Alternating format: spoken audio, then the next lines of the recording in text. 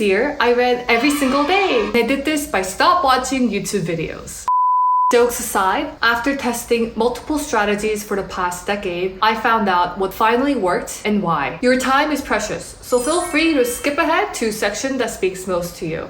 I ordered the tips from easy to hard. Treat it like a game. Reading is personal. So I invite you to continue exploring what works for you. Why do you read? To get data? To decompress? Or because someone told you to? Whatever your reasons are, the clarity of your goal will give you full control of your reading journey. And when has reading turned into a competition? I don't understand where this magic number of books are coming from, like 150, there's only 52 weeks in the year. That's stressful.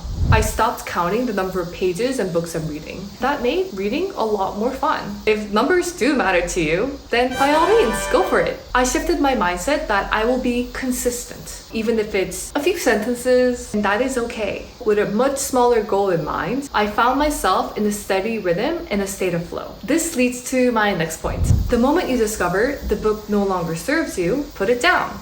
The end. Who said you have to finish that specific book? We don't even finish YouTube videos. You don't need to finish every single book you pick up. It's just like you don't have to be friends with every single person you come across in life. Think of it this way. Books are like mini humans. So naturally, if you don't necessarily agree with that person's idea, then you're not gonna find that vibe with the book. It's harder to move on from a book because you feel like you've invested so much. And that's called the sunk cost fallacy. Sometimes books are more beautiful when left unfinished. For example, I never finished the Harry Potter series because in my head, my favorite characters never died. They're still alive. Let's find joy in reading and let go of the guilt of not finishing. It's time to get a library card. Library makes you feel good. How many places in the world can you actually go, take something, pick it up, don't check the price, and take it home with you? Going to the library makes me feel really rich. It's like shopping with a curated selection of books from the librarian. Growing up, I went to the library as a kid with my mom and my younger sister every week. It's a really fond memory that I have, and walking into the library makes me feel like a kid again. So whenever I move to a new city, I try to check out the local library first. By going to the library, you're doing something good. You're saving the planet by borrowing and not buying. Every time you check out a book, you get a return date. In other words, you have a limited number of days or weeks to finish and read that book.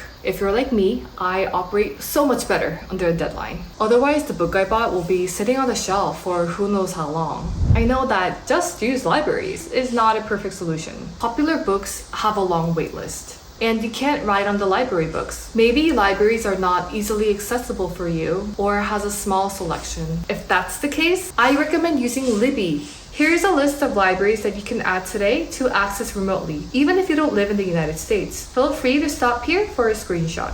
Let's find a team to do it together, aka a book club. Signing up for a book club was like having a buddy who would cheer me on to continue going. The book clubs I was part of asked me to send 3 of my favorite quotes or submit a 400 character book report. I didn't want to embarrass myself.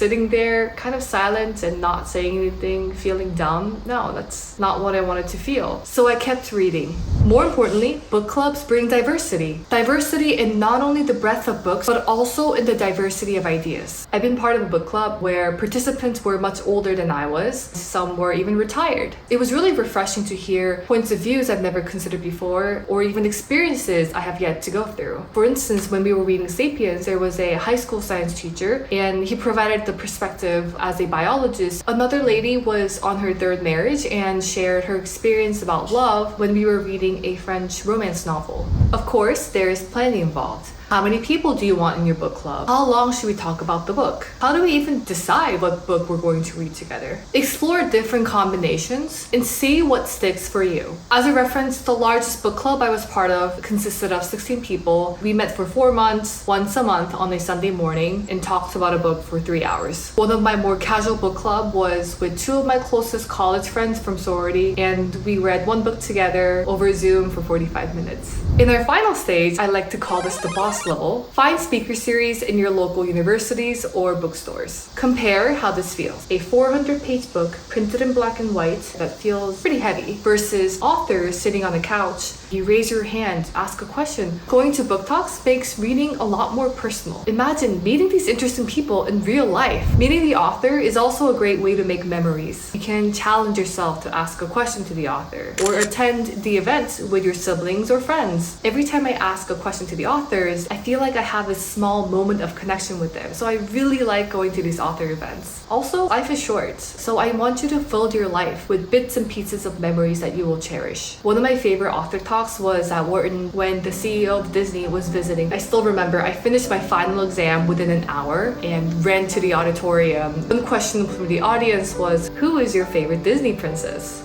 And he went on to explain how the role of the princesses have evolved over time and how over dinner he would talk with his kids about the next Disney movie. I love Disney. To meet someone in person was such an honor. I highly recommend that you give book talks a shot. Live book talks can be challenging if the author doesn't live in the same country as you, or if the author has passed away. That's when internet comes in handy. You can watch interviews or find snippets of the author from old newspapers, documentaries, or even biographies. I've also watched recorded Zoom book talks on YouTube. There are many ways to upgrade your reading experience. When I set up a goal on GoodReads, I'm gonna read 50 books or 100 books and never reach that goal, I would feel like a loser. I wanted to get rid of my book biases. Not using GoodReads actually helped. Once I let go of checking out reviews, I finally started to pick up what I truly enjoy and what I don't. Lastly, leaving reviews on GoodReads started to feel like a chore. It felt like homework. As an ESL speaker, English as a second language, I owe audiobooks for improving my pronunciation. But this habit is no longer with me for a few reasons. Audiobooks limit my imagination. When I'm reading a book, I like to imagine a character's voice. Audiobooks leave very little room for me to play around and be more creative. I also have to use my phone to access audiobooks, and that can be very distracting. If I don't like the audiobook narrator's voice, then I start to lose interest in the book as well. I'm a little weird and picky about voices. The one good thing about audiobooks is that it's great to fall asleep.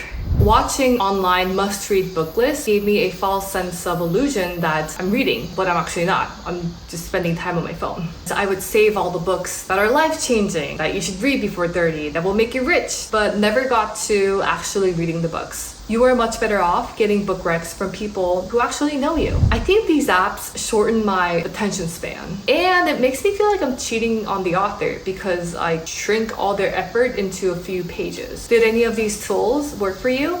Let me know by email or by commenting below. As a closing thought, I invite you to ask yourself, what do you genuinely enjoy reading? And my follow-up question to you, what does the book you read say about you?